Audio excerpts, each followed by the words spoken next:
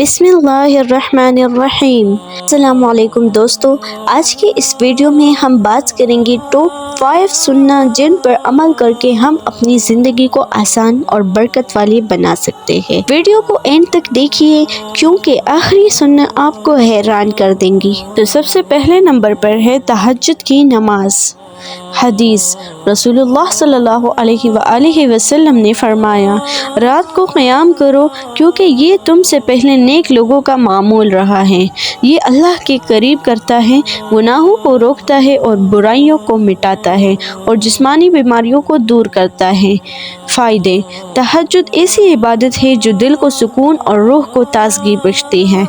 रात के वक्त जब सारी दुनिया सो रही होती है, बंदा अपने रब के सामने खड़ा होता है।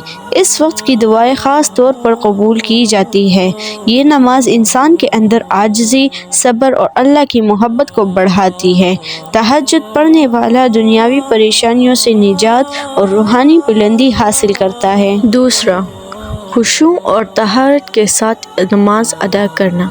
अहमियत: नमाज दिन का सुतून है और अल्लाह से बराह रास्त ताल्लुक़ का ज़रिया है। खुशू का मतलब है नमाज में तवज्जो, आजिज़ी और यकसुई लाना, जबकि तहारत पाकीज़गी का मतलब है आपका जिस्म, लिबास और नमाज की जगह साफ़ हो।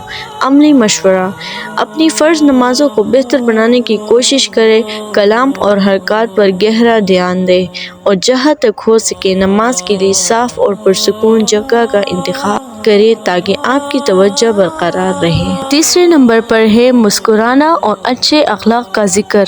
अहमियत: नबी अकरम सल्लल्लाहु अलैहि वसल्लम ने फरमाया, अपने भाई के चेहरे पर तुम्हारा मुस्कुराना भी एक सदका नेकी है।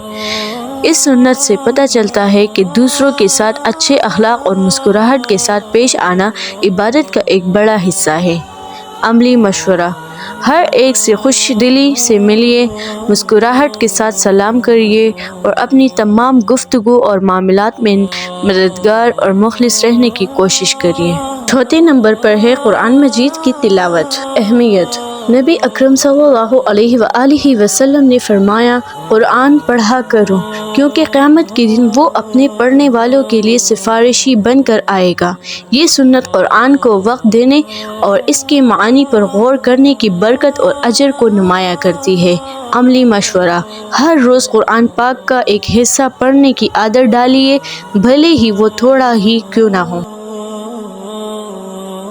पाँचवीं नंबर पर है मिसवाक। हदीस रसूलुल्लाह सल्लल्लाहु अलैहि वसल्लम ने फरमाया, अगर मेरी उम्मत पर मुशक्क़त न होती तो मैं हर नमाज के वक्त मिसवाक करने का हुक्म देता। फ़ायदे: मिसवाक करने से मुंह की सफाई और दांतों की हिफाजत होती है।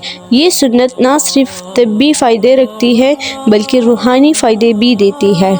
मिसवाक करने वाला बंदा अल्लाह ताला की रज़ा हासिल करता है और ये आदत इंसान को नबी करीम सल्लल्लाहु अलैहि वसल्लम की सुन्नत ज़िंदा करने का अजर भी अता करती है।